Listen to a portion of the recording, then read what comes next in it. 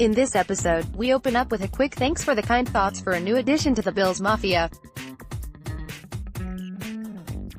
After that, we discuss some news including the recent Buffalo Bills signing of E.J. Gaines and why we like it, the retirement of Rob Gronkowski and how Gronk will always be a member of the piece of garbage club because of his defenseless hit on Tre'Davious White in 2017. On the sidelines, when the Patriots were winning 23-3.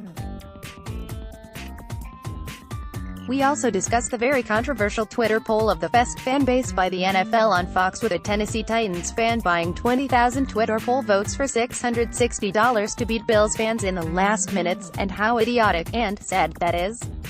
We go over other things we'd rather spend $660 on and the amazing work of Bills Mafia to donate to the Nashville Children's Alliance as a response, thanks to its SoCal Bills Mafia, for the Circling the Wagons mix.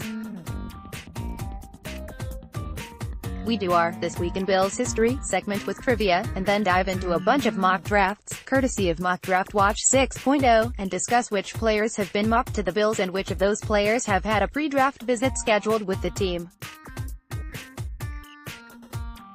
And finally, our question of the day from a listener: what position would you not want to see the Bills take with the 9th overall pick in the draft? Go Bills!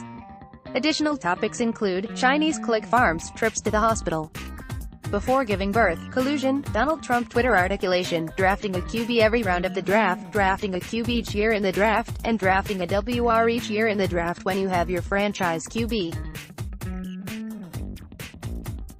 Stay tuned next week for our interview with a senior member of Pro Football Focus.